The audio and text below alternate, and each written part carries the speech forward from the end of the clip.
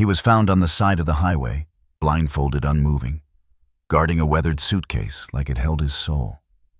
No one knew where he came from, or why a German shepherd would wait there for days in the cold.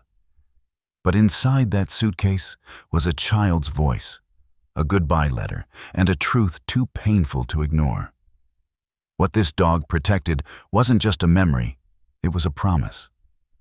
And when a little girl who hadn't spoken in 2 years met his eyes, everything changed. But what was he really waiting for? The California sun beat down on the concrete like an iron pressed against time itself, blistering heat rising in ripples from the shoulder of the Ridgeton Highway. Traffic roared past in endless streams, honking horns, rumbling engines, and the distant hum of lives moving forward. Yet amidst it all, on a thin strip of cracked asphalt just inches from death, stood something that did not move. Walter Hayes was behind the wheel of his old brown pickup truck, the one Evelyn used to call prehistoric because it squeaked in every turn and sighed at every stop sign. At 68, he didn't drive fast anymore. Not because he couldn't, but because speed had lost its meaning after the war, after the surgeries, after the funerals.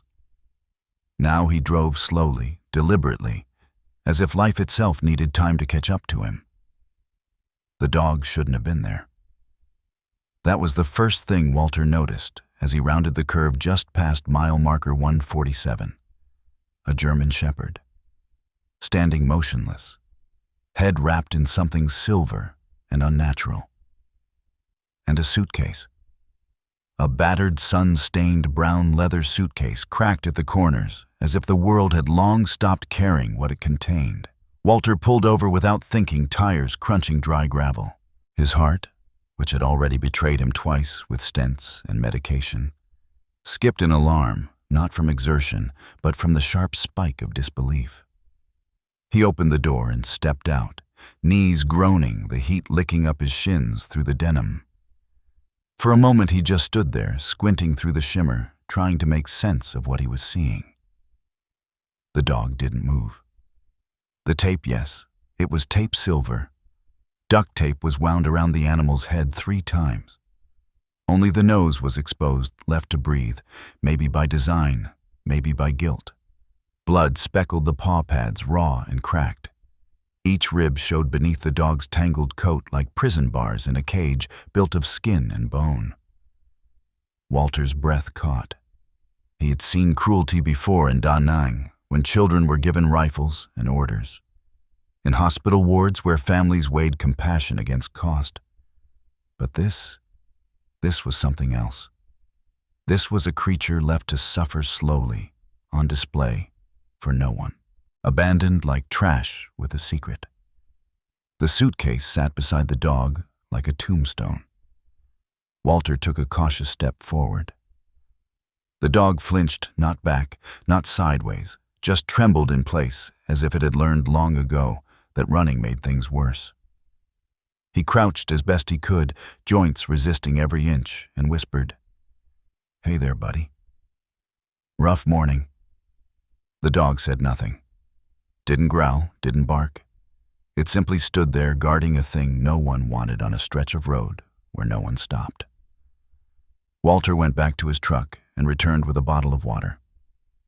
He poured some into his hand and offered it out like a peace treaty. The dog didn't drink, didn't sniff, just stayed perfectly still like a soldier waiting for the command that would never come. There was a note taped to the suitcase. Walter's hand trembled as he peeled it free, more out of rage than age. Free dog. Too loud. He stared at the words until they blurred, then looked back at the dog whose silence spoke more than any bark could. Its legs shook. Its ears, what remained of them, were ragged. The left one hung lower than the right, an old wound, never properly healed. There were scars across its muzzle, not fresh, but deliberate. Someone had hated this animal with a kind of precision that didn't come from impulse, it came from practice. Walter's chest tightened. He reached for the tape. The dog twitched, still didn't lash out, just braced the way children sometimes do when they've learned what comes next. His fingers found the seam and began to peel slowly, the tape lifting hair with it, revealing raw skin beneath. One loop, then two. The dog began to pant, not from heat, but from panic. Still it stayed. Still it obeyed some invisible command. When the third loop came free, the dog blinked furiously in the sunlight. Eyes a deep bourbon brown, dulled by pain, but still seeing, still searching. It looked at Walter, just for a heartbeat, no longer. And then its gaze dropped back to the suitcase. Walter sat down on the scalding pavement beside him, not caring about the heat. "It's okay now," he murmured, voice rough. "Nobody's gonna hurt you." The dog didn't respond, but something changed. The tremble in its limbs eased by a fraction.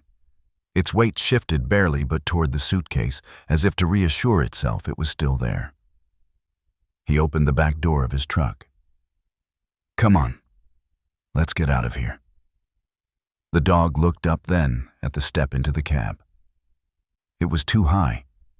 Its first attempt failed. The second, just as clumsy, landed it half inside, where Walter gently pushed it the rest of the way in. The moment the suitcase was placed beside it, the dog curled around it, resting its head on the leather as if it were a pillow. Then, for the first time, it exhaled.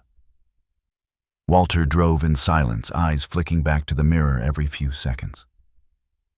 The dog didn't move, didn't sleep, just lay there, eyes barely open, guarding a suitcase that to the rest of the world looked like garbage. At a red light, Walter whispered, "I don't know who you are, but somebody failed you." His hand tightened on the wheel. "That stops now." The Green Pine Animal Center was 20 minutes away. He'd been a volunteer there ever since Evelyn passed in 2019, taken by cancer that drained not only her strength, but their savings. He still talked to her apron each morning, still brewed 2 cups of coffee, one left untouched, until nightfall. The shelter was the only place where the air didn't feel completely empty. When he arrived, the staff knew something was different. He wasn't Bobby the volunteer today. He was something else. He carried the suitcase himself. The dog followed, legs shaking, but refusing to fall. Inside, Dr. Felix Monroe examined the animal. Walter kept a hand on the suitcase the entire time. He never left it, he explained. Like it matters more than food. Felix scanned the dog's back, found an embedded microchip. Walter held his breath as the vet made the call. When he hung up, his face was unreadable. Registered to an Allen Wells, Millbrook address. But the numbers disconnected. Property records say the house was foreclosed 6 months ago. Walter's voice rasped. "Treatment." Felix's pause said enough. Dehydration, malnutrition, shoulder fractures, infected paws, maybe some internal damage. We're looking at 3,000–4,000 minimum. Walter said it before he could stop himself. "Do what you need. I'll handle it." Felix glanced at him, concern flickering across his features. "Walter, can you—" He didn't answer, just looked at the dog, this creature with a broken body and a heart still trying to protect something.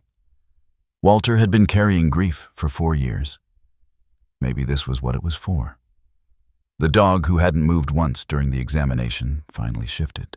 One paw landed gently on the suitcase, as if to say, "Whatever happens, this stays with me."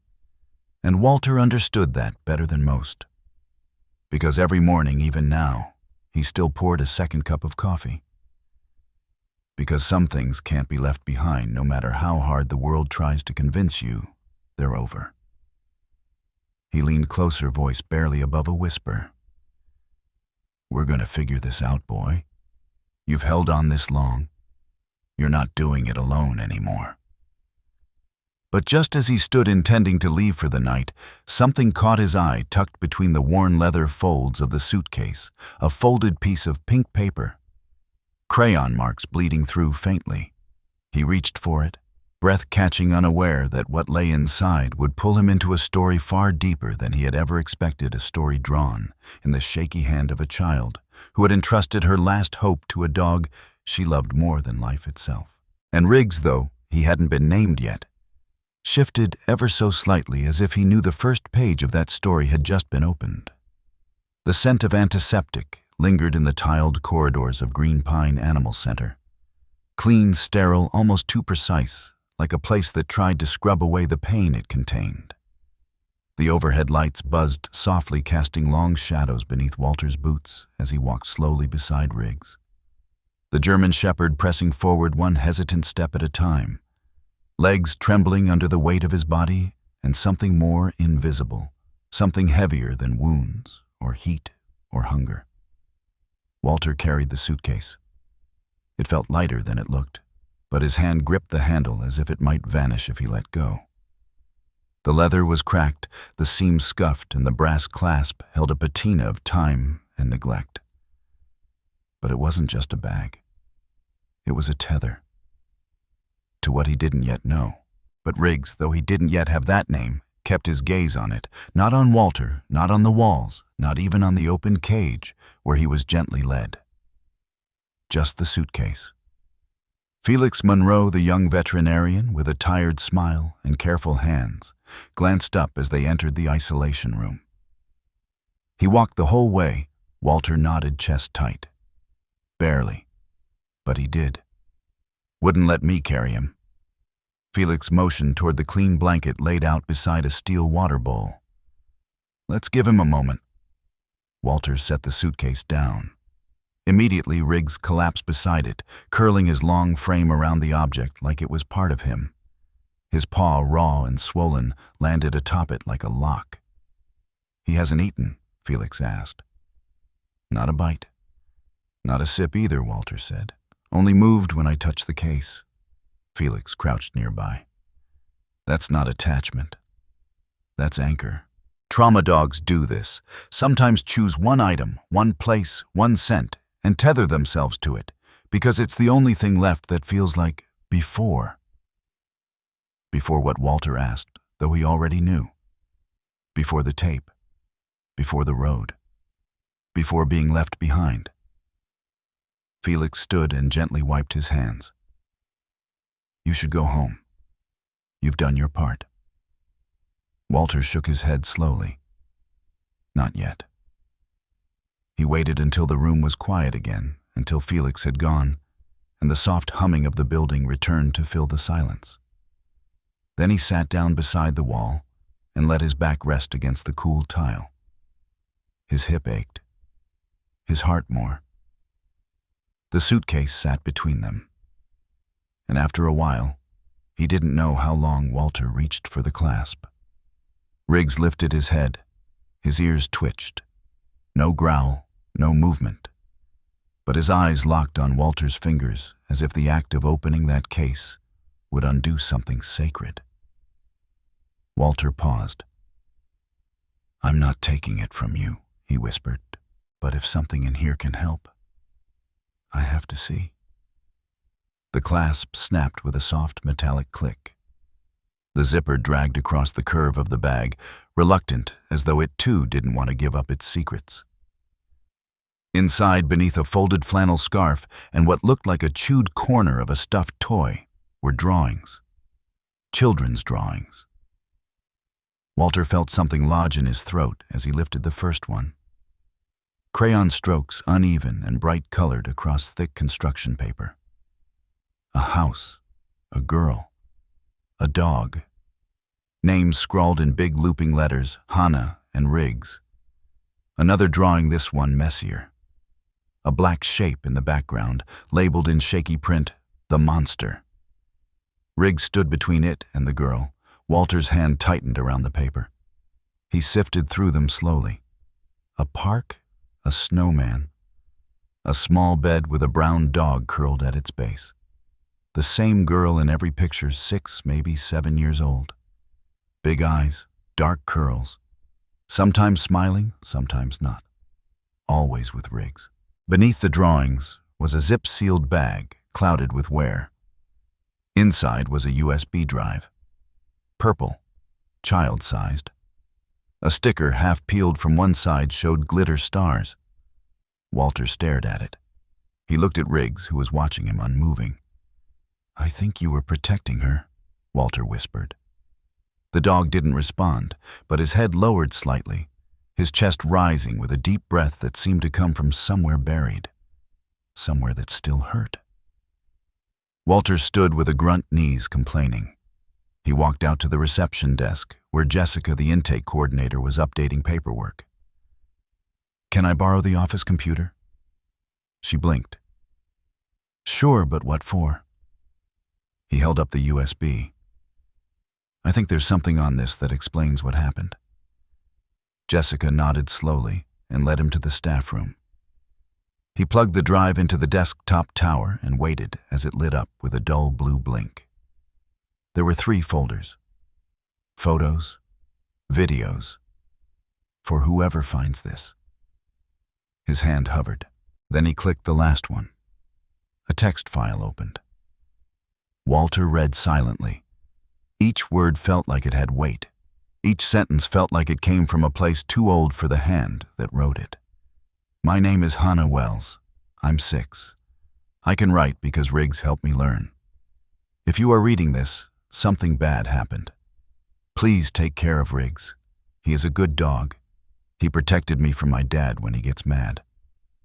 Dad says I'm going to the stars soon because of my brain. That's okay. But Riggs can't come yet. He has to protect someone else now.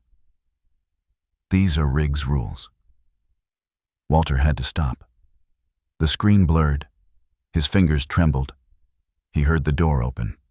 Jessica stepped in quietly, then stopped when she saw the look on his face. She wrote that she asked gently. Walter nodded.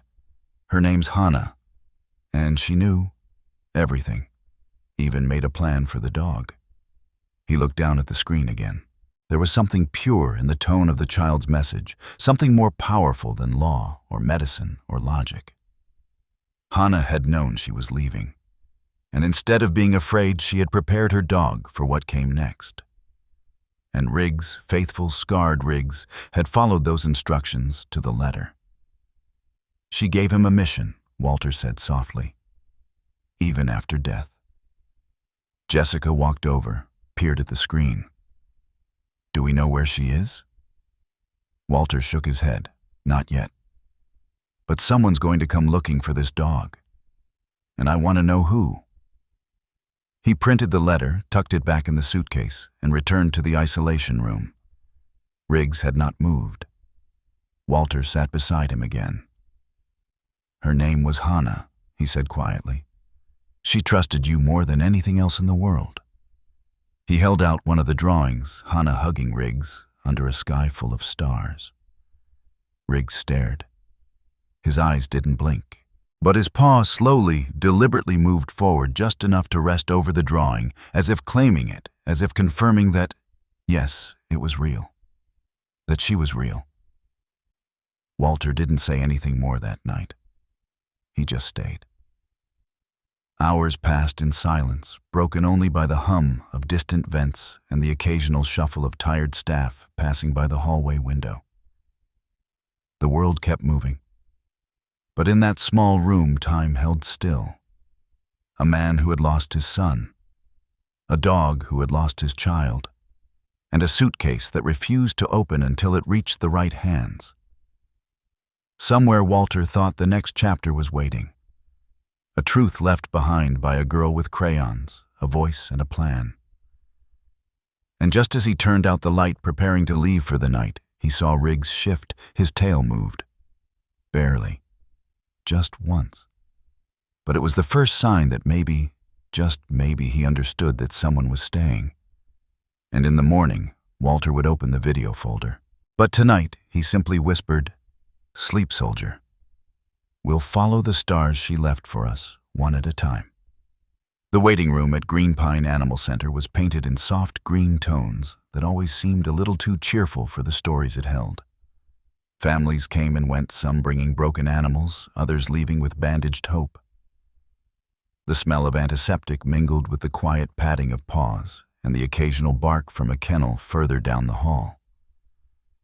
But that morning, the center held its breath, because something quieter than silence had just walked through the door.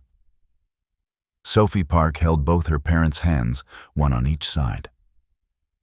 She moved like a shadow stitched to the floor, her feet making no sound, even on the tile. 7 years old yet, carrying in her posture the weariness of someone who had seen too much and said too little. Her mother, Naomi, guided her gently, eyes flicking around with quiet concern, while Eli, her father, remained one step behind, solid and protective, like a dam holding back a river of worry. Jessica at the front desk greeted them with a warm smile. "You're here for the therapy dog program evaluation?" Naomi nodded.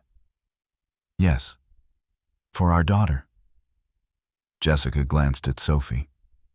The girl didn't look up. Her hair was parted neatly into 2 braids. Her dress was lavender with tiny embroidered stars. Everything about her appearance was clean and put together. But her eyes, those eyes did not belong to a child. "Come with me," Jessica said gently. "We'll start with the main kennel." As they walked, Naomi leaned in. "She hasn't spoken in 2 years. Jessica's steps slowed just slightly. "Since a house fire. She was with her birth mother. Sophie hid in a closet for 3 days before someone found her." Naomi's voice cracked but didn't break. She stopped speaking the day they pulled her out. Jessica nodded once. Some dogs listen better than people.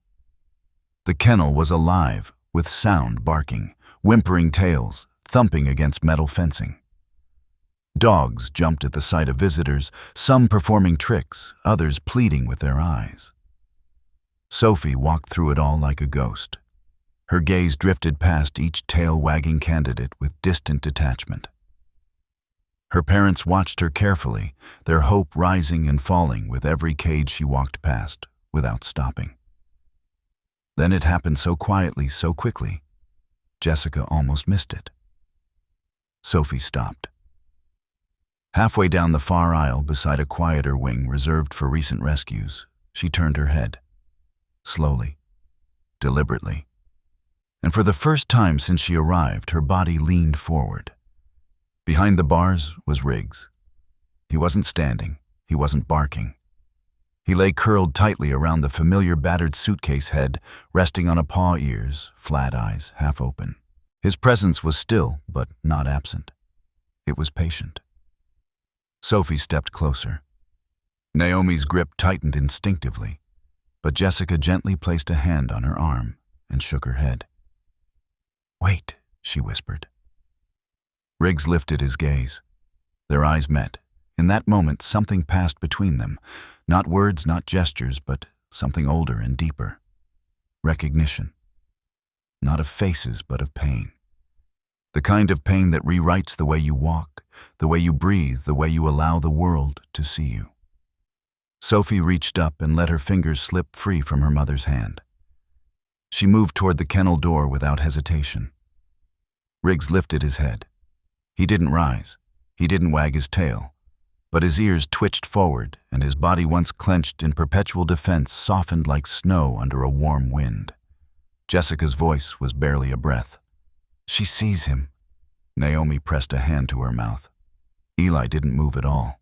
Then, before anyone could stop her, Sophie knelt down in front of the gate. She didn't speak. She didn't reach through the bars. Instead, she pulled out a small sketchbook from the satchel slung over her shoulder and flipped to a blank page. She began to draw. Her pencil moved with slow precision, as if every line had to be earned. Riggs watched, head tilted slightly, brow furrowed in gentle curiosity. Minutes passed. No one dared interrupt. Even the other dogs, as if sensing something sacred unfolding, had quieted. Walter arrived just then, having returned from a grocery run for the shelter. He paused at the hallway's end, confusion giving way to awe. "What's going on?" he whispered. Jessica didn't take her eyes off the scene. She hasn't spoken in 2 years. She hasn't touched another animal. But she sat down and started to draw for him. Walter stepped forward slowly. "That's Riggs." You named him? She asked quietly. Walter nodded. He needed a name strong enough to hold him together. Sophie's sketch was taking form, a large dog with kind eyes, a child with a braid, a suitcase beside them, under a tree. Suddenly Riggs moved. It was subtle at first. His front paws shifted, his spine lifted, muscles trembling as he slowly pushed himself upright.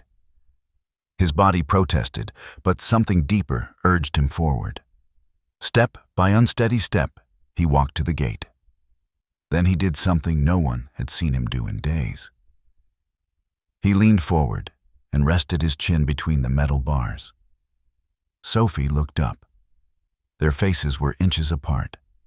She reached out her hand, slow as morning light. Riggs didn't flinch, didn't retreat. Her fingers hovered just above his fur, and then ever so softly she touched his ear. First the one untouched by injury, then the one that bore the old scar. Riggs exhaled. It was not a sigh of pain. It was something closer to surrender, a letting go. And then from the girl who hadn't made a sound in over 700 days, there came a noise, not a word, not quite, but a hum. 3 delicate notes. Fragile, unformed, but sound. Naomi gasped. Eli turned to Jessica, stunned. Did she? Walter closed his eyes. Jessica wiped her cheek. She did. Sophie lowered her head again and kept drawing as if nothing monumental had just happened. But in truth, everything had changed. Jessica turned to Walter. We need to talk. They stepped aside into the office. That dog, she said, he's not just a therapy animal. He's something else. Walter nodded slowly. He was waiting. She was the one. Jessica exhaled. The problem is, his microchip is still registered to Alan Wells. Technically, he still has a claim. Walter's jaw tightened. That man abandoned him, Jessica. Taped his eyes shut. Left him on a highway. Jessica lowered her voice. I know. But without legal proof, our hands are tied. We need something more, something the court can't ignore. Walter reached into his pocket and pulled out the printed letter from Hannah. We have this. Jessica took it carefully. As she read, her hand trembled. She planned it, Walter said. That little girl knew her time was short. She left Riggs with everything he'd need to find someone else. Someone who needed him. Jessica looked out the window. Sophie was now sitting cross-legged, her sketchbook open beside her, and Riggs had slumped to the ground just inches from the gate, eyes closed, but body still facing her. They've already found each other, she whispered. Walter's voice cracked. We just have to make sure they don't lose each other again. Outside the office, Naomi knelt beside Sophie and touched her shoulder. Sweetheart? Was that a song? Sophie didn't answer. But she reached over, took her mother's hand, and gently placed it on Riggs's head. And when Eli leaned down beside them, Sophie spoke again, not in words, but in pencil. She turned her drawing around. 3 figures, a girl, a dog, and a suitcase, all connected by a golden thread that wove through their hands and paws and loops as if stitched by light. Beneath it, in shaky but determined letters, she had written, Riggs understands. Naomi clutched the sketch as tears filled her eyes. In a world that had taken so much from both of them, something had been returned, a thread pulled tight between broken hearts, mending something that even words couldn't touch. Walter stepped out of the office, looked down at Sophie, then at Riggs, then back again. We'll protect him, he said softly. But now, I think it's him who's protecting her. And as the sun crept through the window, casting soft light on the floor, Riggs opened one eye and watched the girl beside him. He didn't move. He didn't need to. Because sometimes silence wasn't absence. It was understanding. And sometimes when 2 silences met, they made a sound strong enough to carry them both forward. And just as Jessica opened her mouth to speak, her phone began to ring. She glanced at the screen. Her face paled. She looked at Walter. "You need to hear this," she said.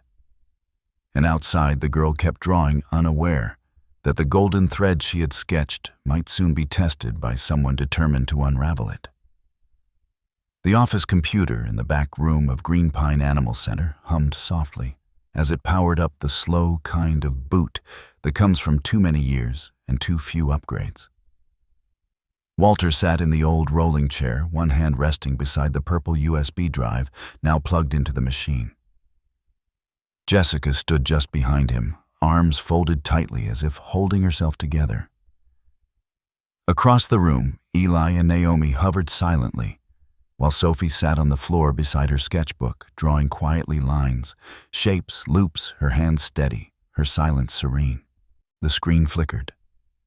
3 folders appeared again, just as Walter had seen before. "Photos, videos for whoever finds this." Walter clicked the 3rd folder first. He reopened the letter. "My name is Hannah Wells. I'm 6. I can write because Riggs helped me learn." He read it aloud this time, his voice low, cracking only once. When he finished, no one spoke for a long while. Jessica blinked hard. She planned this, every word. Walter's jaw tightened. She knew he'd survive her. She wanted him to. Jessica pointed to the other folders. "We need to see what else she left." Walter moved the mouse and clicked photos. The screen bloomed with dozens of images, all labeled by dates spanning months, maybe longer. Eli stepped closer. Naomi placed a hand on his shoulder. They all leaned in as the first image opened. There was Hannah, big brown eyes and a head full of dark curls, arms wrapped tightly around Riggs in what could only be described as complete trust. She was smiling so wide her dimples showed, and Riggs younger and fuller. Then sat upright and proud beside her, a matching gleam in his eye. Next came birthday photos. Hannah with a glittery paper crown, Riggs wearing a silly party hat that had been lovingly adjusted to sit between his ears. Then Christmas, then Easter, then a picture of Riggs pulling Hannah in a red wagon, his tongue lolling, her hands clutched tightly to the side as she beamed beneath the morning sun. Laughter filled the pixels, but underneath it all, something else pulsed. In the later photos, Hannah's curls disappeared, replaced by a soft cap and fragile eyes that had lost their brightness. Her skin paled, her limbs thinned, but Riggs remained, always beside her, always watching. And then came the hospital pictures. Hannah in a bed, wires taped to her small chest, a scar at her scalp, angry and red. Her fingers curled in Riggs's fur, eyes closed, sometimes sleeping, sometimes awake but distant. In every photo, Riggs never left her side, not once. Walter scrolled quietly through them until the last image opened a grainy picture dimly lit, taken in a hospital room. Hannah lay in bed frail, her face turned toward Riggs, who had his head resting beside hers on the pillow. Her hand barely touched his collar. In the corner of the photo, scribbled in black marker, "My best friend forever." Jessica exhaled, wiping beneath her eyes. She documented everything because she knew Naomi whispered. She knew what would happen. Walter moved to the next folder, videos. Inside were dozens of files labeled simply by date. The earliest showed what seemed like a home video, Hannah giggling as she tossed a toy across a backyard while Riggs chased after it with wild energy. The sound of her laughter filled the room like sunlight. Walter clicked through. The videos darkened. In one clip, the camera was set at a low angle, maybe propped up on a table. Hannah's voice could be heard off screen. "Sit, Riggs. Stay. Good boy." She giggled again. A man's voice interrupted, low, irritable.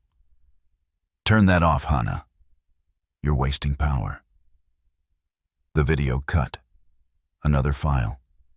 This one had no laughter. Hannah was drawing on a sketch pad in her room. Riggs lay beside her. A door slammed. Heavy footsteps approached. She looked up wide-eyed and pulled the camera closer. "Stay still," she whispered to Riggs. Then, why's the dog always in here? A man's voice again. Hannah said nothing. The screen went black. Walter's hand hovered over the mouse. He glanced at Jessica. "We keep going," she said, her voice firm. Click. The next video began in a kitchen. The camera was angled upward, clearly hidden. A man, Alan Wells, entered the frame from the waist down. Hannah's voice was heard shaky. "Daddy, don't!" A crashing sound. Then a bark sharp, deep, followed by a thud. The camera wobbled, fell sideways. The sound of a chair scraping, a dog growling, something hitting the floor. Then silence. Then a sob. Walter stopped the video. No one spoke for a long time. "Jesus Christ," Eli whispered, hands clenched at his sides. He was hurting her. Jessica nodded. And she knew she wouldn't make it. So she recorded him. Naomi turned away, her shoulders shaking silently. Walter clicked one final video, the last one in the folder. This time it was different. Hannah sat upright in a hospital bed. Her voice was quiet but clear. Her eyes stared directly into the lens. "If you're watching this, I'm probably not here anymore. I'm sorry. But Riggs is, and he's scared. So you have to be gentle with him, okay? He doesn't like belts or loud yelling. He understands when you cry. He brings you toys if you're sad. Purple is his favorite color. That was mine too." She smiled faintly. "My dad, he doesn't like Riggs. He said when I die he'll get rid of him. I don't want that. So I told Riggs to run, to wait, to find someone good, someone better than me." She paused. "If you found this, you're the better one." The screen froze on her face, small, defiant, exhausted. A child standing against something far too big. Walter closed the video and sat back slowly, eyes burning. "She orchestrated it," he said. "A 6-year-old girl built a rescue plan." Jessica looked toward the door where Sophie still sat drawing, and Riggs followed it. Walter nodded. He waited. All this time. Eli stepped forward. "Is there enough here to stop the father from claiming him?" Jessica's jaw clenched. Maybe. Maybe not. These are serious accusations. But unless he has a history, a case file, or an open report, it's hard to prove without testimony. Walter tapped the screen. "We just heard hers?" "She's not here," Jessica said gently. "And she's not legally recognized as the owner of Riggs." Walter turned to look at Sophie. "She might not be able to testify either. But maybe there's still something we're missing." He returned to the suitcase. The drawings were still there. Folded, colorful, childlike, full of memory. One stood out now, a simple sketch, Riggs sitting beside the suitcase. A tiny pink heart drawn over the buckle. A speech bubble floated above him. Inside the bubble were 2 words, childishly spelled. "Wait here." Walter felt something shift inside him. She told him, he murmured. To wait. Right there. Until someone good came. And for weeks, for months, maybe more, Riggs had obeyed. Naomi came forward, touching Walter's arm. "So what do we do?" He turned, voice soft. "We finish what she started?" And just as he said it, Jessica's phone rang. She answered. Her face fell. She hung up slowly and turned to the room. "That was animal control," she said. "Alan Wells called. He says his dog was stolen. He's coming tomorrow. With papers." Silence swept through the room like winter. Naomi stepped forward. "He can't take him." Eli's voice was firm. "We won't let him." Jessica raised a hand. "The law won't care what we feel. They'll care what we can prove." Walter looked at the suitcase, at the USB, at the girl still drawing with a golden crayon on the floor. "Then we find proof," he said. "Whatever it takes." And behind them on the screen, Hannah's final image flickered. A dog. A suitcase. And a message written not in ink or blood but in crayon. A message of love, a message of warning. A message meant to reach across time and find the hands strong enough to carry it forward. And Walter, with trembling fingers and a burning chest, finally knew this wasn't just about saving Riggs. It was about honoring the voice of a girl who, in the face of darkness, chose to speak louder than anyone ever expected. And somewhere in the hall, Riggs stirred. Because even silence listens when love draws in color. The courthouse smelled of varnish and silence, the kind of stillness that wrapped around wooden benches and lingered in the spaces between people waiting to be judged. Emergency hearings were rare in this town, especially at night. But the name Alan Wells had reopened something that could no longer stay closed. What was at stake wasn't just a dog. It was everything he had once destroyed and everything a small girl had tried to save. Walter sat at the plaintiff's table, shoulders square, hands folded tightly over a worn manila folder containing printouts, photos, and the crayon drawings that now felt like sacred scripture. Jessica sat beside him, firm and unreadable. Across the aisle, Alan Wells sat with his lawyer, a young, impatient man in a navy suit with a bright tie and eyes that never quite settled. Alan, by contrast, looked too calm. His face wore a carefully molded look of fatherly concern, though the redness around his nose and the faint sheen on his forehead told a different story. The judge entered. Her name was Linda Rowe, and her presence quieted the room more completely than the gavel in her hand ever could. Steel-gray hair swept back, glasses perched at the tip of her nose. Her voice when she spoke was calm and lethal.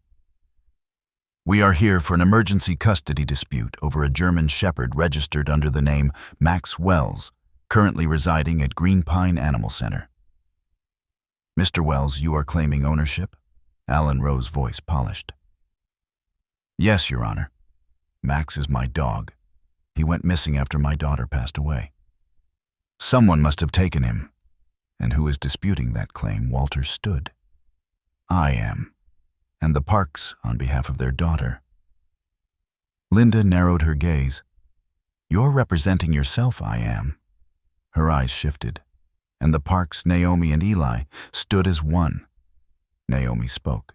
We're not lawyers, but we're here to speak for our child, if you'll allow it. Linda nodded. Proceed.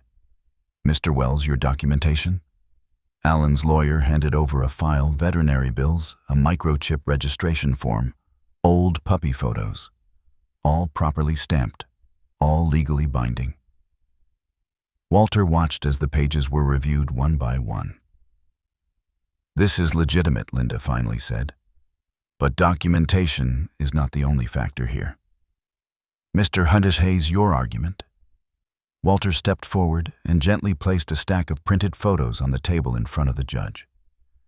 The dog Mr. Wells calls Max was found abandoned on Highway 17. His eyes were taped shut. His paws were bloodied. He was standing guard over a suitcase, this suitcase. He lifted it up and set it on the edge of the table. In that suitcase, Walter continued, we found a USB drive drawings and a letter written by Mr. Wells's 6-year-old daughter, Hannah Wells. She was dying of brain cancer. She knew she wouldn't survive, so she left Riggs, her dog, with instructions to protect someone else. Objection, Alan's lawyer barked. None of this is legally verified. Let him finish, Linda said quietly. Walter nodded and pushed forward a few printed pages. We have video footage, audio, medical documents. Hannah herself says clearly and repeatedly that she wanted Riggs to be protected from her father, that she was afraid of him. Alan stood, his face red. She was 6. She didn't understand. Linda slammed the gavel once. Sit down, Mr. Wells. Now. The courtroom fell still again. Walter continued. Since being rescued, Riggs has bonded with a 7-year-old girl named Sophie Park. She hasn't spoken in 2 years. The first words she uttered were to defend that dog. He's not just an animal to her. He's her voice. A soft, shifting sound broke the silence. Sophie stood. She had been sitting between her parents' sketchbook in her lap, head down. But now, she stepped forward past Naomi's outstretched hand, past Eli's whisper of protest, walking alone down the aisle between rows of strangers. All eyes turned to her. She reached the center of the room and looked up at the judge. And then in a voice so clear, it felt like it split the air open, she spoke. "He's mine." The room held its breath. Sophie took another step. Her braids swayed. Her tiny hands held a folded piece of paper. "Riggs helped Hannah," she said, voice steady. "Now he helps me." She turned to Alan Wells. "You hurt her. I saw the videos. She was scared. And you said you'd hurt Riggs too." Alan's face twisted, but he said nothing. Sophie stepped forward and handed the paper to the judge. Linda unfolded it slowly. It was a drawing. Riggs curled around a little girl with dark curls and tubes taped to her arms. Beside them was another girl, silent, eyes wide, and both were surrounded by a golden thread, looping in and out like music. Beneath it were the words, "Riggs protects us. We protect him." For a moment there was nothing. No cough, no whisper, just the soft buzz of the courtroom lights. Then Linda Rowe lowered the drawing. "Mr. Wells," she said, "do you have anything to say?" He stood jaw clenched. "That dog was expensive. He's a purebred.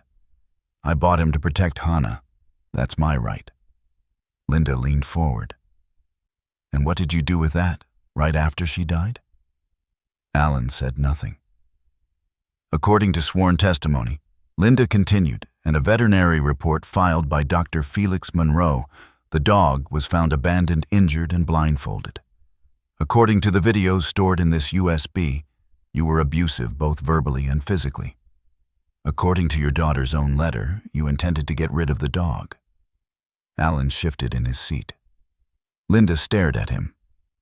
"Do you deny any of that?" He opened his mouth, closed it. "I'll take that as a no." She turned to Walter. "You say Hannah left instructions?"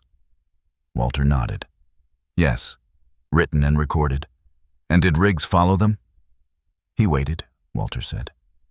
"Exactly where she told him to, until Sophie found him." Linda glanced at the drawing one more time. "Sometimes," she said softly, "the most powerful testimony comes from those who say the least." She looked up. This court recognizes that Alan Wells has legal claim to the animal in question by virtue of registration. However, we also recognize overwhelming evidence that his behavior constituted neglect and likely abuse. She took a breath. "Riggs, formerly Max Wells, is hereby removed from Mr. Wells's custody. Effective immediately. Sole custody is granted to," shared Naomi interrupted. Her voice firm. Everyone turned. "We want to share custody with Walter." Eli stepped beside her. He found Riggs. He protected him. And now he's part of our family too. Linda blinked. Then a small smile tugged at the corner of her mouth. "Very well. Shared custody is granted to Walter Hayes and the Park family. Riggs shall remain under the care of Green Pine Animal Center for the duration of his recovery, after which transition to the park's home may proceed." The gavel came down once. And just like that, the silence broke. Walter's shoulders sagged.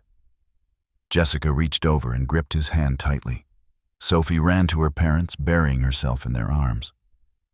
Naomi whispered something into her ear, and Sophie nodded, eyes shining. Across the aisle, Alan Wells stood frozen. Alone. Not a word from his lawyer, not a murmur of support. And from somewhere deep in the center of Walter's chest came a feeling he hadn't known in years. Something warm and slow and healing. Hope. As the courtroom emptied, Linda Rowe approached Walter and placed a hand on his arm. There's a little girl somewhere, she said, who planned this whole thing, who trusted you to finish what she started. Walter nodded. I know, she'd be proud. He looked toward Sophie. I think she already is.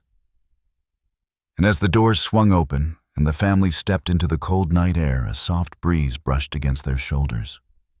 Somewhere in the back seat of the waiting car, the suitcase sat quietly beside a folded drawing. And on it, just beneath the sketch of a dog, with gentle eyes, were the words Hannah had written in bright purple crayon. He waits for someone good. Thank you for finding him. And Riggs, though he had not been present in court, would somehow know that promise had been kept. And soon, very soon, he'd be going home.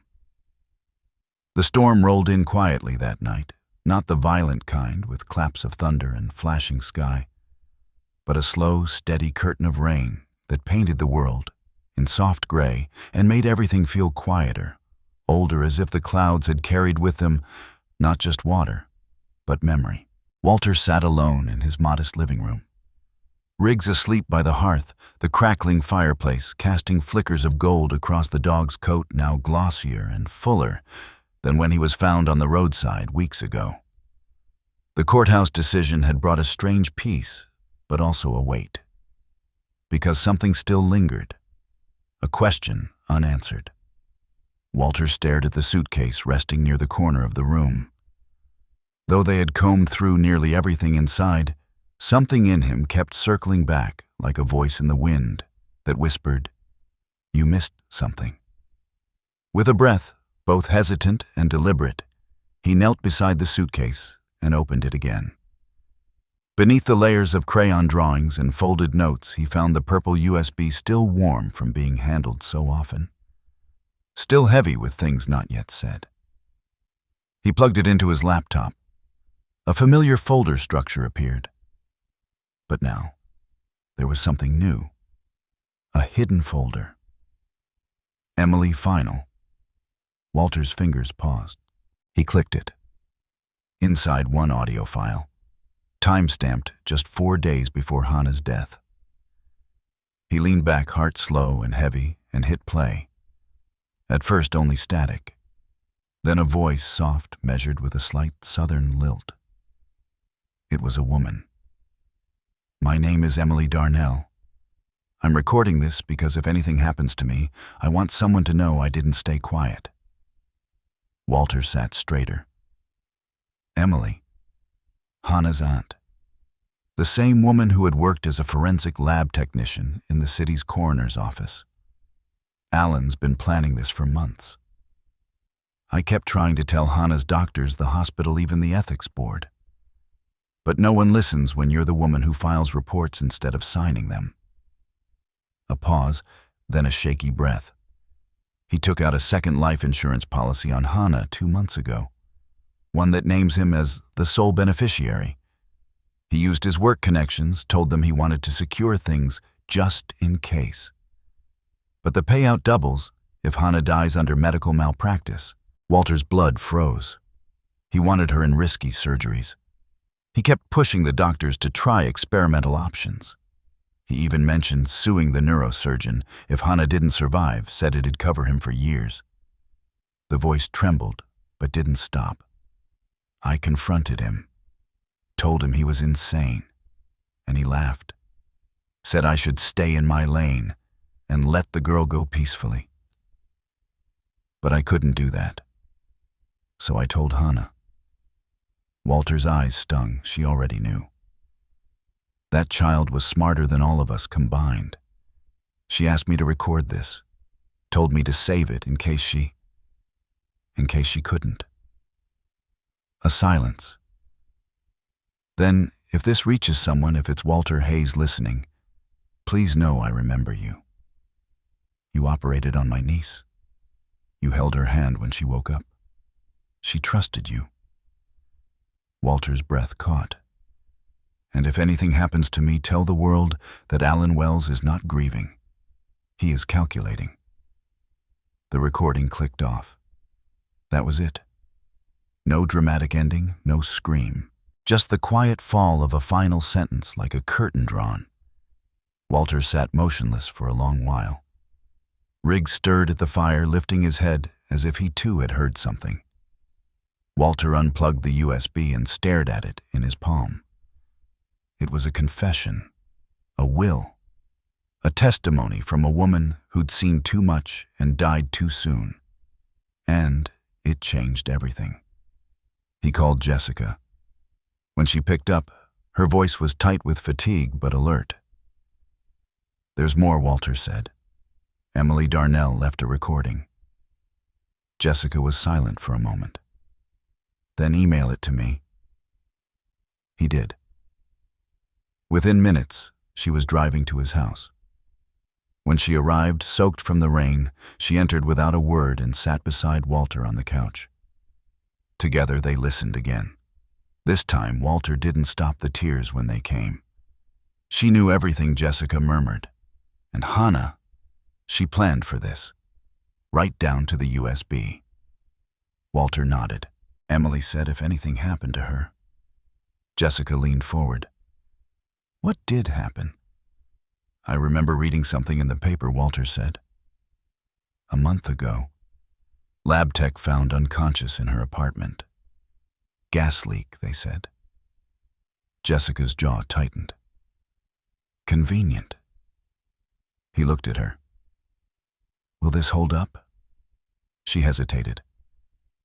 "It's not a legal deposition, but it's enough to reopen an inquiry, maybe push the insurance company to re-examine the policy.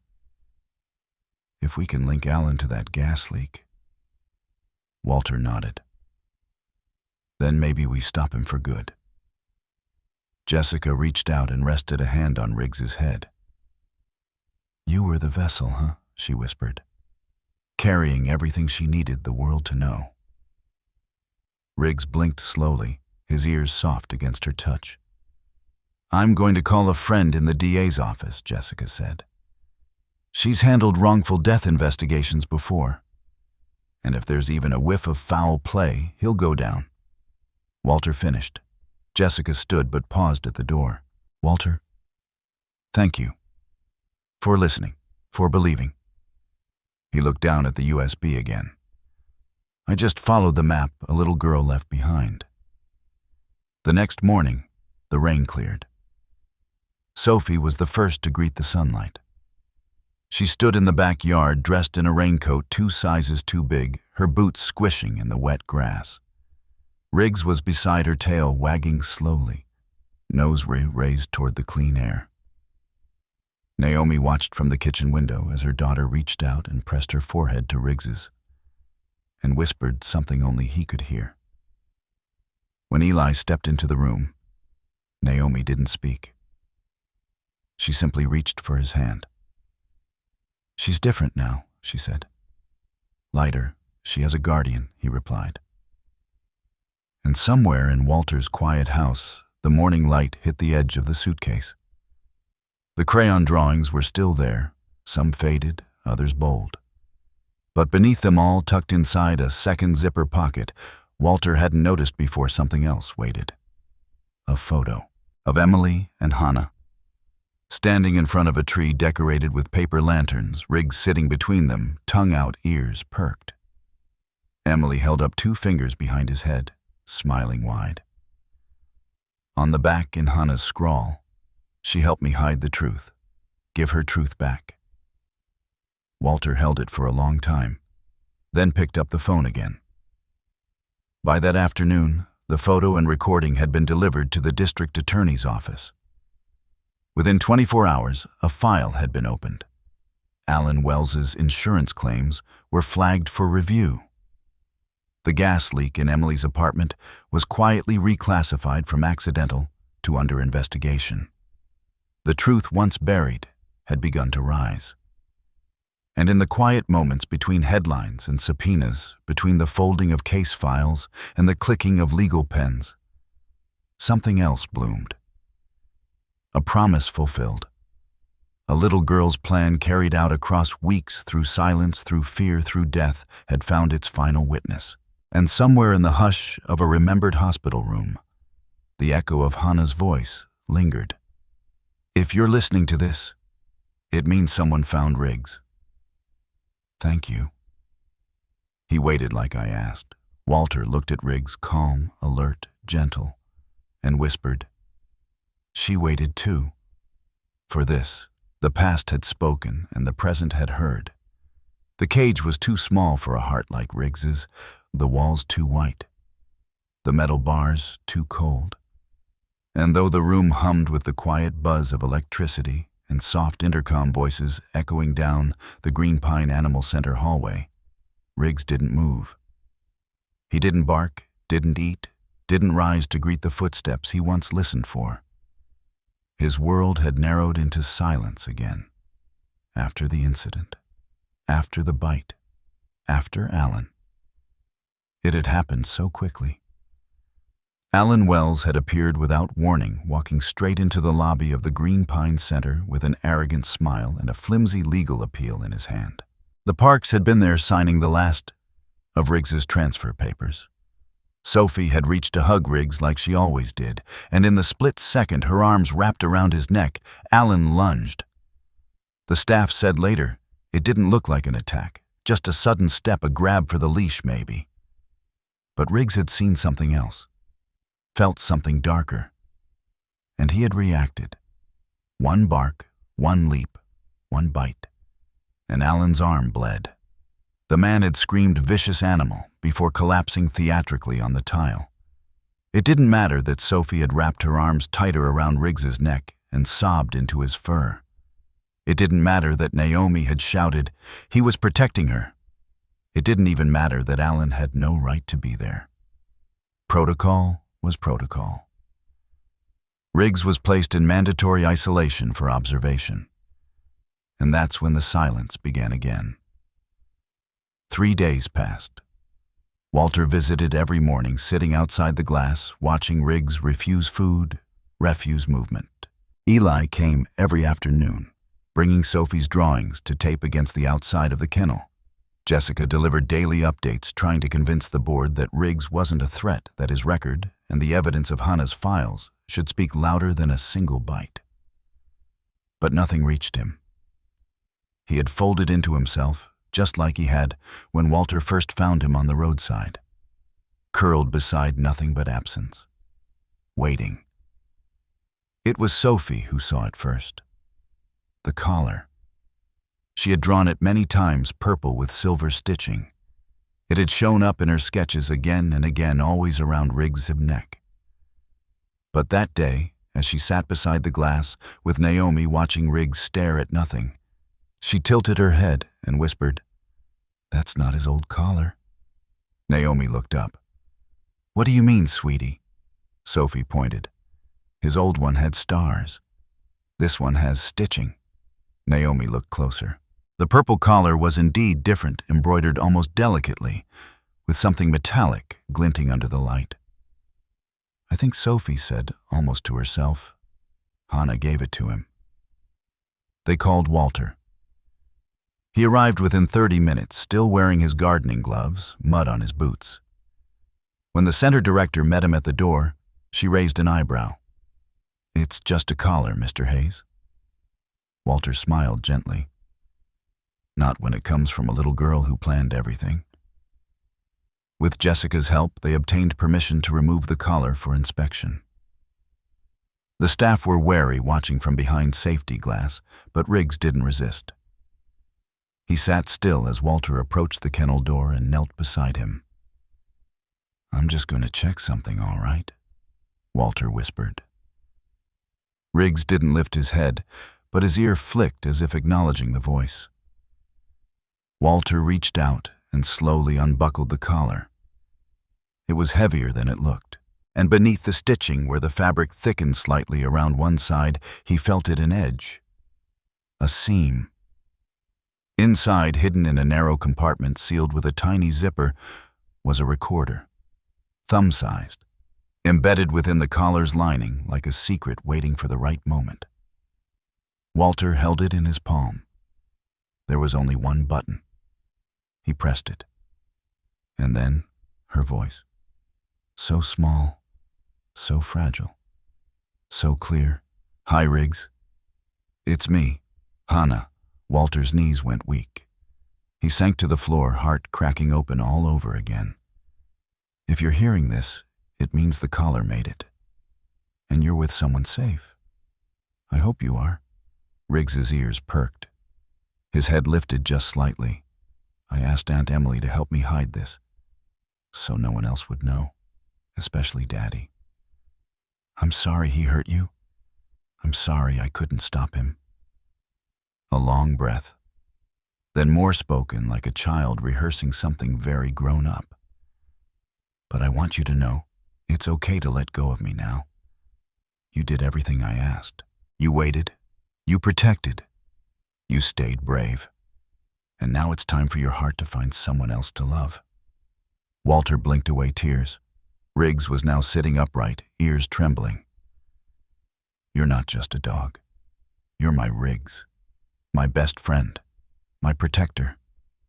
But you don't have to stay in the dark anymore. You can let someone in." Another pause. Then softer, "Find the good ones, Riggs. The ones who talk kind. The ones who don't hit or lie or leave. Find them. And stay. Because you're still meant to protect, even if I'm not there." Silence followed. And then just at the end, one last whisper. "I love you. Always." Click. The recording ended. No music, no signature. Just the sound of a child who'd prepared for a world without her by making sure her dog wouldn't be alone in it. Walter looked up. Riggs was staring at him. Really staring. Not with confusion. Not with fear. With recognition. With a softness Walter hadn't seen in weeks. And then so slowly, so gently it happened. Riggs pressed his head against Walter's chest. Walter wrapped his arms around him and whispered, "She was right, you know. You found the good ones." Behind the glass, the center staff wiped their eyes. Jessica reached for her phone, already drafting an appeal to shorten Riggs's isolation. Sophie smiled through the glass and tapped it twice, her new silent signal for "I'm here." 2 days later, Riggs was released. No longer just a dog recovering from trauma. No longer just a name in a court file. He returned to the park's home with a new bed in Sophie's room, a nameplate on the wall that read Guardian, and a collar still purple, but now bearing a silver tag etched with "Protected her. Now protects me." The recorder was placed in a shadow box beside a drawing Hannah had made Riggs under a night sky filled with stars. And though he never barked much, never demanded attention, Riggs followed Sophie everywhere, waited at the door while she got dressed, lay beside her when she colored, stood still as a statue when she cried. He was no longer waiting for someone. He had found her. One evening, as the sky turned orange behind the trees and the first stars blinked into existence, Walter sat beside the old suitcase on his porch, the collar resting in his lap. Eli joined him with 2 mugs of tea. "You think she knew it would all end like this?" Eli asked quietly. Walter looked toward the sunset. "No, but I think she hoped." Eli smiled. "Hope's a kind of blueprint, isn't it?" Walter nodded. She drew every corner. They sat in silence. And in the window, Sophie and Riggs lay side by side, the girl gently braiding a friendship bracelet with purple threads. As if somewhere deep inside her, she understood exactly what that color meant. Not mourning, not loss, but the strength of a goodbye that knew how to become a new beginning. And outside, under the first silver light of dusk, the collar in Walter's hand glinted once, as if Hannah, wherever she was, had just whispered thank you. Riggs began to sleep more deeply, not out of fatigue, but out of peace. The kind of sleep that wraps around the body like a thick quilt after years of thin blankets and cold nights. In those quiet early hours, as the world outside the Park family home stirred with the flutter of birds and the creak of tree branches in the wind, Riggs would lie curled at the foot of Sophie's bed, his breathing, even the scar above his right brow, rising and falling like a gentle tide. And each morning, before Sophie even opened her eyes, her small fingers would find his fur. A silent greeting, a ritual, a reassurance that they both still existed here together. The trauma had not vanished. Scars never do. But something had shifted. It started the morning Sophie brought Riggs his breakfast, not in a bowl, but in her hands. Carefully, quietly. She placed the bits of scrambled egg and toast crusts onto the mat beside his bed, then looked at him with a smile that held more meaning than most conversations. Riggs didn't eat right away. He looked at her first, studied the kindness in her face, the patience, the quiet invitation. Then he leaned forward and took the first bite, not because he was hungry, but because he understood. This was trust served warm. Walter watched all of it unfold from a distance, not because he didn't want to be close, but because he felt as though he were witnessing something sacred. A dog whose world had ended had found a beginning again, and a girl who hadn't spoken in 2 years now told entire stories with her eyes. The house was no longer just the park's home, it had become something more. A sanctuary. A second chance for everyone who stepped across the threshold. And Walter once, a man folded into his own solitude, found himself staying longer than expected each time he visited. He brought Sophie coloring books filled with animals and stars. He brought Naomi jars of honey from the farmer's market. He even fixed the loose hinge on the back gate without being asked. But most of all, he brought himself without the armor he used to wear in silence. One afternoon, as the autumn wind stirred the amber leaves across the back porch, Walter sat beside Eli beneath the crooked oak tree. Riggs rested nearby his head on Sophie's lap while she quietly hummed to him and braided another strand of purple thread. "I don't think I've ever seen him this calm," Walter said, sipping his tea. Eli chuckled. "You're talking about Riggs or yourself?" Walter smiled. "Maybe both." A moment passed. Leaves danced along the wooden deck.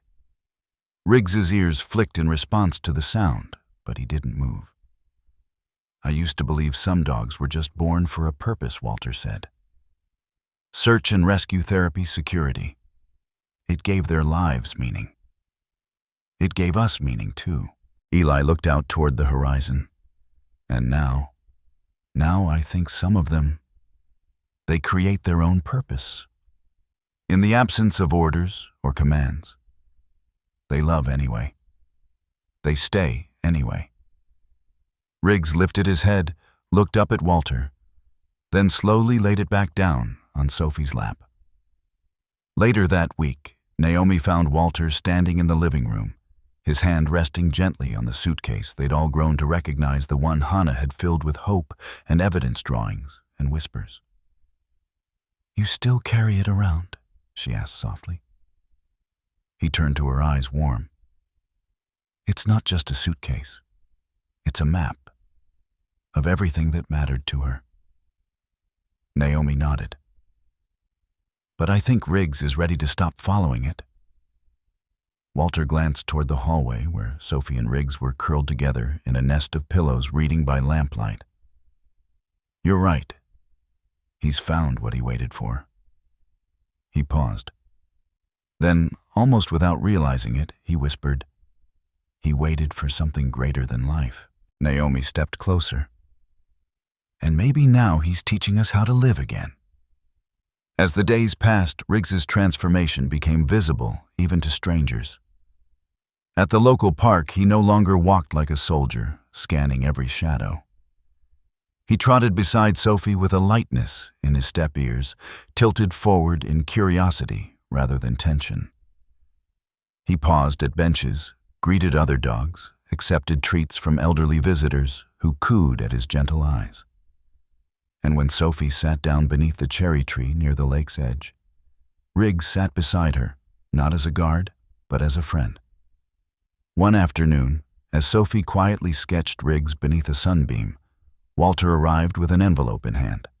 Inside was a letter sealed yellowed slightly with Hannah's name in a child's uneven scrawl on the front.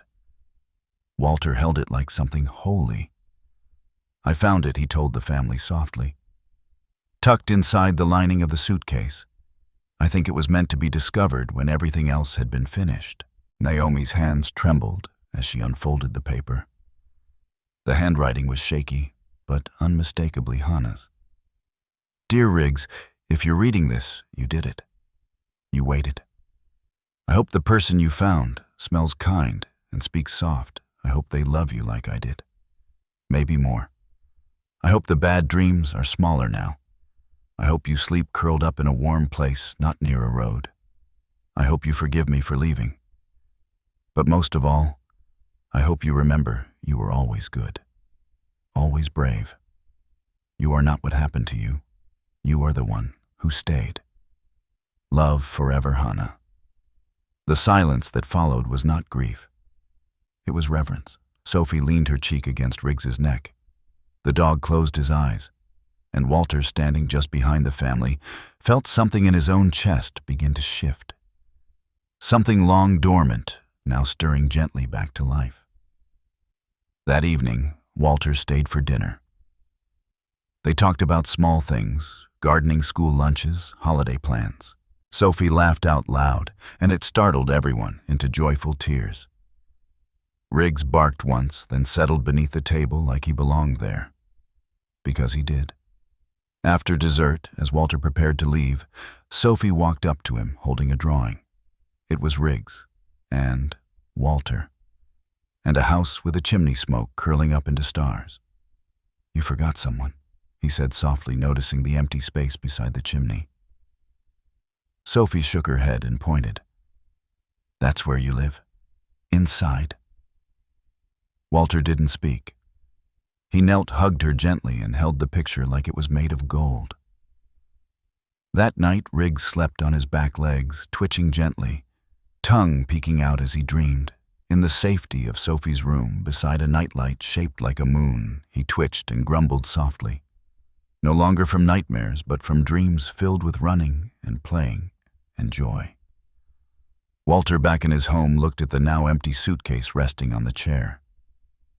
He didn't need it anymore, but he kept it not as a burden, but as a reminder of a girl who had taught a dog to wait for goodness, and of a dog who had taught everyone else how to love again. In a world that often forgets, Riggs remembered. And now at last, he was being remembered too. He hadn't just survived. He had stayed. He had waited.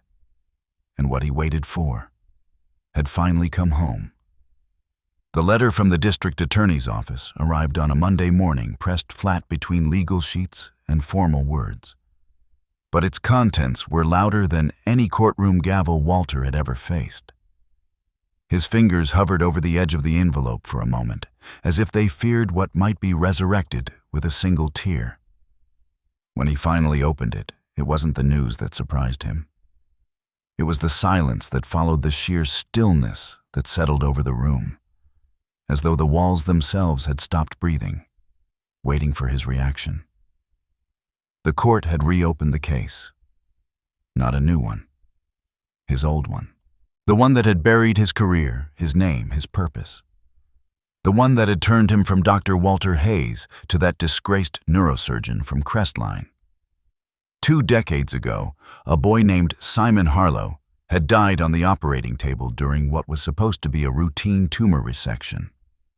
Walter had been the lead surgeon. The press had devoured the story-renowned doctor promising patient unexpected death. Simon's father, an old money investor with friends in all the right rooms, had accused Walter of recklessness, of cutting too far, too fast. There had been no proof. But proof wasn't always what mattered. Perception was. And in the aftermath, Walter's license was quietly suspended pending review. The review never came. The hospital distanced itself. The board stopped returning his calls. His wife had just been diagnosed with cancer. His son had already left for college and never really came back. And Walter had folded into himself like a map no one would unfold again. But now, 2 decades later, the evidence had found its voice. The USB from Hannah's suitcase had done more than just save Riggs. Inside it had been a secondary folder marked Emily R. And in that folder, an audio file from Emily's final case notes. Rossi, her assistant, had confirmed the audio's authenticity and submitted a sworn statement verifying the chain of evidence. Patient Simon Harlow died of undiagnosed ventricular arrhythmia, confirmed by coroner's notes suppressed by his father's legal team. Dr. Walter Hayes' surgical notes match post-mortem findings. No negligence, no misstep. The surgeon was scapegoated. It had been buried, on purpose. And now it had surfaced. The courts had no choice but to open the case. And just like that, Walter's name, long buried in footnotes and forgotten files, was spoken aloud in justice halls again. The hearing was brief, the apology formal. The medical board reinstated his license. The hospital issued a letter of regret. The Harlow family, through a representative, acknowledged the painful complexity of what had happened and thanked Dr. Hayes for his service. It was too late for any of it to matter the way it once might have. And Walter knew that. When Jessica met him outside the courthouse steps, eyes shimmering with quiet pride, he offered her the faintest smile. "They gave it all back," she said, holding the reinstatement letter. "Every credential, every title, even the gold embossed frame." Walter stared at the crowd dispersing around them. Then he said, "They never took the part that mattered." She tilted her head. "Which was?" He turned his gaze to the street where Riggs sat quietly in Sophie's lap, both watching from the car window, eyes bright in the afternoon light. "That I still know how to keep someone alive," he said. The calls came in waves after the news broke. Hospitals offering contracts, conferences offering keynote speeches, universities offering honorary chairs. One message even arrived from a prestigious clinic in Switzerland. "We've followed your case for years, Dr. Hayes. We believe you'd be an invaluable asset to our pediatric neurosurgery program." Walter read the message once, then closed his laptop. Naomi found him the next morning in the park's kitchen, feeding bits of apple to Riggs, while Sophie drew stick figures of them all dancing beneath a tree. "You're the first person I've ever seen turn down 5 job offers with the same shrug," she teased, pouring him coffee. Walter smiled. "They don't know what I already have." She sipped her drink, watching him carefully. "You sure you loved that work?" He nodded slowly. "I did. But I loved it because I thought it was the only way I could matter. The only way to feel useful again. And now I know better."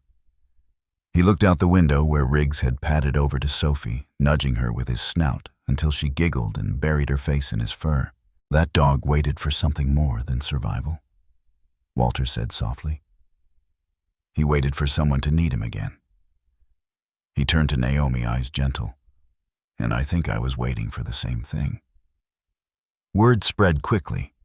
Some called Walter foolish for turning down the offers. Others called him noble. But Walter didn't need either label.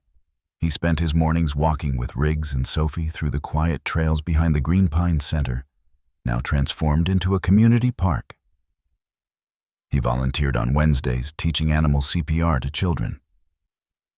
He taught Sophie how to tie a sailor's knot and made up bedtime stories about flying dogs and crayon kingdoms. He did not wear a lab coat. But every person whose life he touched would have sworn he was healing something all the same. One afternoon, as autumn began to dust the trees in gold and fire, Sophie came to him with a folded piece of paper. It was another drawing. This time it was Riggs in the middle, with a heart drawn on his chest. On one side was Sophie smiling with a flower crown. On the other was Walter standing tall with a big red cross over his head like a superhero badge. At the bottom, in uneven handwriting, she had written, "Thank you for saving us." Walter blinked. "Sophie," he whispered, his throat tight. She stepped closer, reached out, and placed her hand on his. "You're my doctor," she said.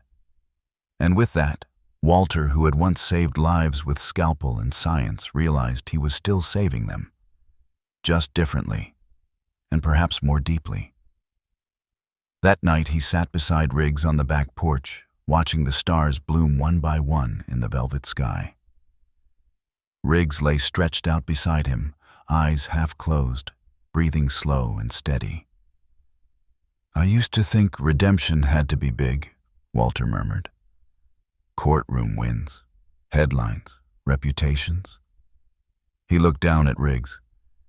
"But maybe it's quieter than that. Maybe it's just staying, even when you've lost everything, especially then."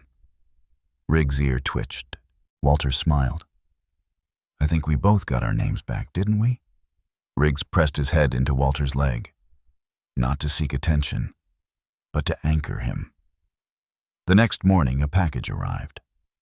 No return address. Inside was a single manila envelope worn at the edges. Walter opened it slowly. Inside, a photo of Simon Harlow, standing with his father in front of a hospital. The boy's smile was wide. The father's arm was wrapped tightly around his shoulder. And on the back, in neat cursive, "I'm sorry. You were the doctor he needed.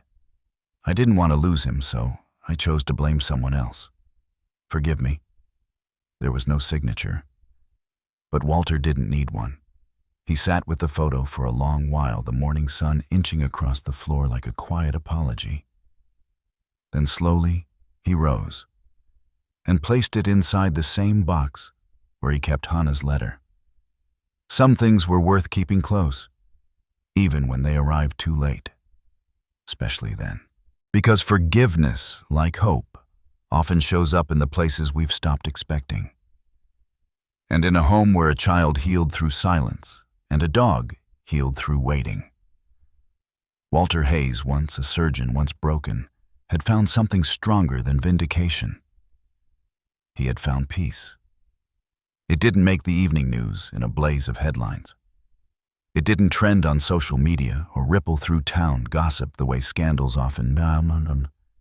It happened quietly, almost humbly, like a long overdue sigh after years of holding one's breath. But for Walter Hayes, for Sophie Park, and for the dog who had once been left blindfolded beside a forgotten suitcase, it was everything. Alan Wells was arrested at 7:42 a.m. on a Wednesday. He wore a pressed gray blazer and sunglasses as though dressing the part of an innocent man could somehow veil the rot beneath. But the evidence was undeniable now, layer upon layer of it, uncovered through Rossi's recordings, Emily's final confession, and the threads of testimony Hannah herself had sewn together with crayons, USBs, and whispered hope. Fraud. Perjury, child endangerment, evidence tampering. The charges rolled off the clerk's lips like heavy stones hitting water, sending ripples backward through every lie he had told, every cruel silence he had inflicted. Walter read the court report twice before setting it down. He didn't smile. He didn't celebrate. He just stepped outside into the soft sunlight of early fall and let the warmth soak into his bones that had carried too much for too long. In the yard, Riggs lay beside Sophie on a picnic blanket. She was reading aloud from a picture book, her voice steady, her finger moving across each line, pausing every few seconds to show Riggs the drawings. Riggs in return would tilt his head or nudge the page with his nose like he was helping her sound out the hard words. Walter stood there, watching for a long moment, his eyes tracing the contours of that peaceful scene. The breeze threading through Sophie's hair, the dappled sunlight on Riggs's black and tan coat, the way the pages fluttered like wings about to lift. Then he stepped down onto the grass and joined them, because this was where he belonged now. Later that week, a representative from the county arrived at the Park household. Her name was Deborah Lynn, and she wore a soft blue scarf and carried a leather folio that looked older than most of the books in the Green Pine Library. She had come with news and with paperwork. After months of legal limbo review and evaluation, The state had reached a final decision. Riggs would no longer be listed as an unclaimed rescue or as property in legal dispute. He would no longer be passed from temporary guardianship to conditional hold. From this day forward, he would be under joint legal care, his welfare entrusted to Walter Hayes and the Park family as equal guardians. It was an unusual arrangement, rare even. But in this case, the judge had written in her ruling, Riggs is not just a dog. He is a bridge between two families, two generations, and two healing hearts. His best interest lies not in ownership, but in shared love. Deborah handed Walter the final papers. His fingers trembled slightly, not from nerves, but from something deeper, a relief that ran all the way back to the first time he had found Riggs by the highway, trembling but still standing. Sophie stood beside him, holding Riggs's leash. Not tightly, just enough to stay connected. Deborah looked down at the girl and smiled. You take good care of him, okay? Sophie nodded, eyes bright. I always do. They celebrated that night. Nothing extravagant, just the kind of celebration that feels real. Warm spaghetti on mismatched plates, lemonade in old mason jars, music playing softly in the background, while laughter tumbled out through open windows. Naomi cooked with her hair tied up in a bandana. Eli lit candles, even though the power was working fine. Sophie drew a certificate of bravery for Riggs and taped it to the fridge with a smile that could have lit the house on its own. Walter brought a bottle of cider he'd been saving for over a decade. He poured a glass for everyone and raised his own. To Riggs he said simply, his voice full but steady, for never giving up on the people who needed him. They clinked glasses and smiled, and for the first time in years, there were no ghosts in the room. Just presence. Just peace. Walter's house, once echoing in gray, had changed without him even realizing it. There was now a stack of Sophie's books on the living room table, a purple crayon mark on the hallway wall, a small knitted blanket in the laundry room labeled Riggs' nap spot. There were dog bowls beside the back door, squeaky toys half buried in the garden, and sticky notes on the fridge with reminders like Walter. Pick up Sophie at 3, and Riggs needs more peanut butter. The guest room had become Sophie's reading nook. The piano, long untouched, now sang with quiet melodies whenever Naomi visited and coaxed music from its dust-covered keys. But the biggest change was invisible, woven into the rhythm of their days, the easy way they moved around one another, the laughter that lived in the corners of the house, now like it had always belonged there. One morning, Walter found Sophie and Riggs on the porch, watching the sun rise. She was wrapped in one of his old flannel shirts, far too big for her sleeves, dragging across the floor like little shadows. Riggs sat upright, ears perked, tail wagging slowly, like a metronome of calm. Couldn't sleep? Walter asked gently as he joined them. Sophie shook her head. Just didn't want to miss the morning. Walter sat beside her. Why this morning? She looked up at him with that earnest softness children carry, the kind that breaks and mends you all at once. Because Riggs said it would be a good one. Walter chuckled. He did, huh? She nodded seriously. He has that look in his eyes. The kind that says something good is going to happen. Walter looked at Riggs. And in the glint of the early light in the soft rise and fall of the dog's chest, he saw it too. Not magic, not miracle, but promise. That afternoon, the community center hosted a small event, Healing Paws, a gathering for families who had adopted rescue animals paired with therapy dog programs for children recovering from trauma. Riggs was the quiet star. Kids lined up just to sit near him. Some offered him snacks. Some showed him drawings. Others just sat beside him in silence, letting his steady presence work its invisible magic. A boy named Noah, who hadn't spoken since losing his sister in a fire, reached out and traced the scar on Riggs's paw. He didn't say anything. He didn't need to.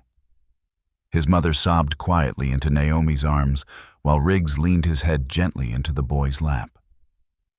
Walter watched it all unfold, feeling something holy settle in his chest. This wasn't about justice or redemption anymore. This was about witness. About bearing the weight of others and knowing somehow you could still stand. When they returned home, Sophie brought out an old cardboard box labeled "For Riggs." Inside were little items she'd been collecting over the past few months: bandanas, chew toys, photos, even a tiny hand-sewn pouch filled with lavender. Walter helped her lay them out in the living room, one by one. Sophie looked at the final item, a small wooden tag she had painted. It read, "My name is Riggs. I am loved. I am home." She looked up at Walter. "Can we hang this near the door?" He nodded, too moved to speak. Together they nailed it beside the coat hooks. And as the hammer made its final knock, the sun broke through the clouds and poured light into the hallway. That night, Walter lay in bed with the window cracked open, just enough to let in the night breeze and the sound of laughter from the next room.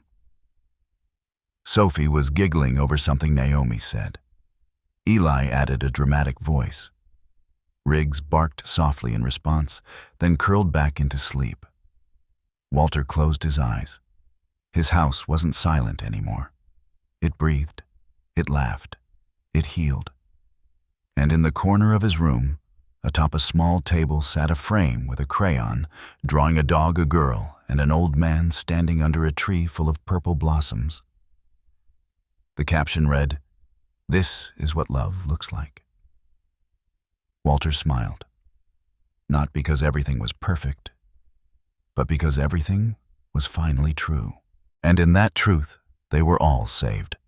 It was a quiet Sunday morning when Sophie sat cross-legged on the hardwood floor, a sheet of thick white paper. Spread in front of her, a dozen colored pencils rolling gently in the space between her knees and the baseboard. The house still carried the hush of sleep. Walter reading the paper in his worn robe, Naomi humming softly as she flipped pancakes. Eli clattering gently with dishes in the kitchen sink. And Riggs always, Riggs lying curled near the back porch, the sunlight warming his fur, as he listened to every heartbeat of the house like it was his own. But Sophie had something to do. She didn't know why it came to her that morning. Perhaps it was the way the birds sounded different, like they were singing to someone far away.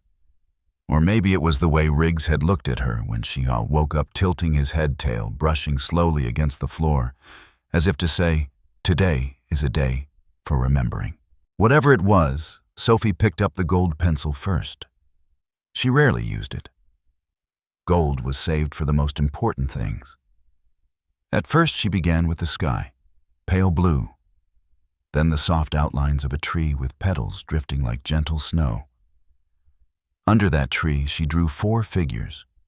Not as stick people this time, she'd grown better with practice, but with shapes and clothes and hair. The first was Riggs. She always drew him first.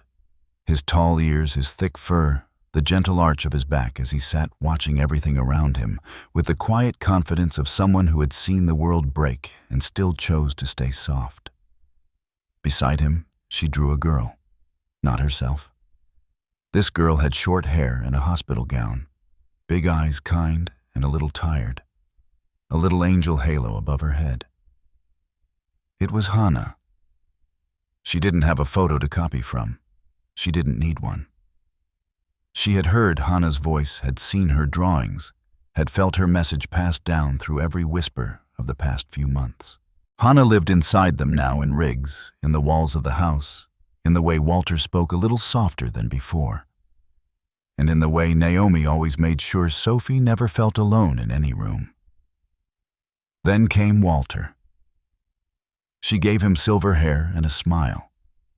He stood tall in the drawing, not like an old man, but like a tree, something that had grown through storms and remained standing to give others shade.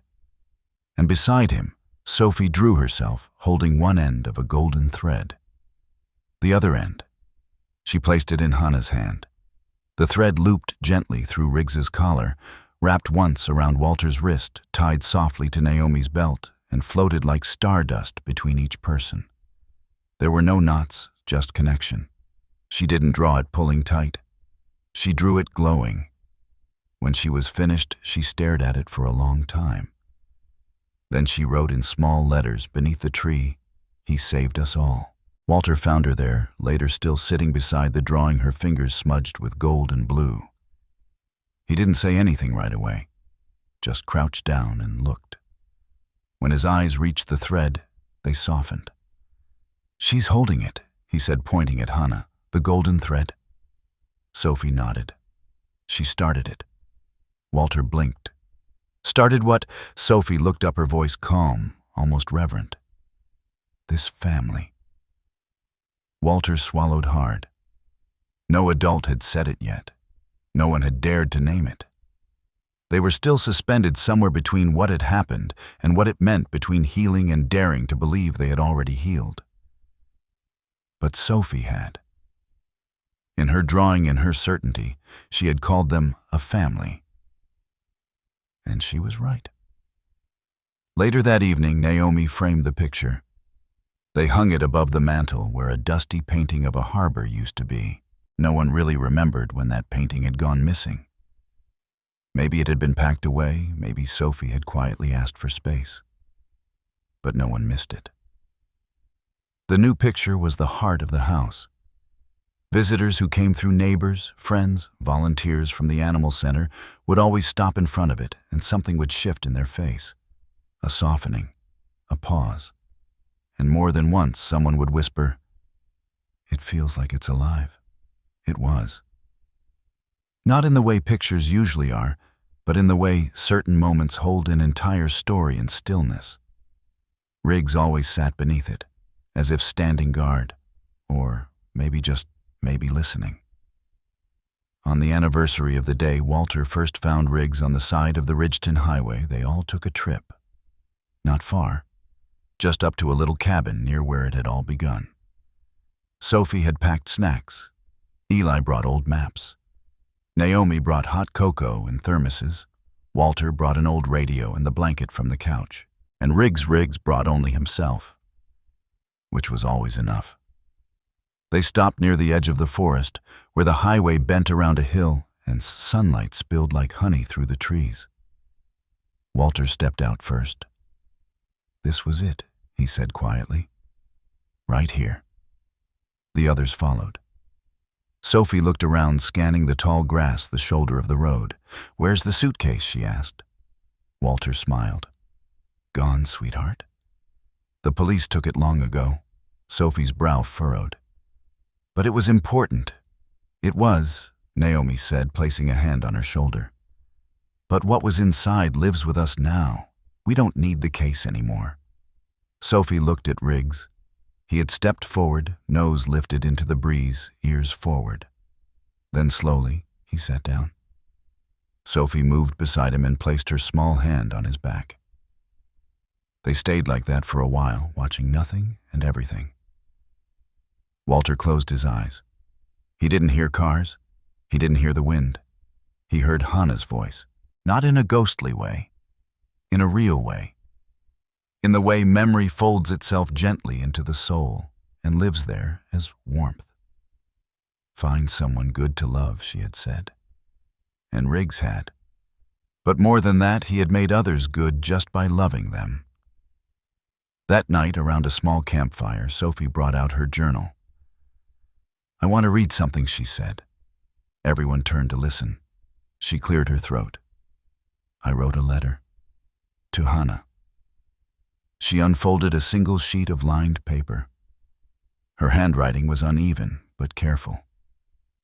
"Dear Hannah, my name is Sophie. I think you knew me even though we never met. You were very brave. You loved Riggs so much that he waited for someone else to love just like you said. He found me, and I found him, and we found Walter and Naomi and Eli. You saved us. I hope you're happy in heaven. I think you are. I drew you in our family picture because I think you're still part of it. Thank you for sending Riggs." Love, Sophie. She folded it and placed it in the fire. The flame caught it gently. No smoke curled up in protest. Just soft light rising as if carrying the words to where they belonged. Naomi wiped her eyes. Eli pulled Sophie into his lap. Walter leaned down and kissed the top of Riggs's head. And Riggs closed his eyes not in sleep, but in rest. Because he had done what she asked. Because the thread had reached its final knot, not an ending, but a circle. A family. In the months that followed, life didn't become perfect, but it became real. Riggs joined the local therapy dog team. Sophie started helping kids like her find their own words again. Walter began teaching part-time at the local college, not because he missed the operating room, but because he wanted to remind future doctors that hearts were organs too. Naomi started a blog called The Golden Thread, sharing stories of healing through dogs. Eli built a treehouse in the backyard with Riggs's paw print carved into one of the beams. And every night before bed, Sophie would stop by the mantel, look at the picture and whisper, "We're still holding on." Because they were. Because they would. Because sometimes the strongest bonds are the ones no one sees, the ones drawn in gold between hearts that once broke and now beat for each other.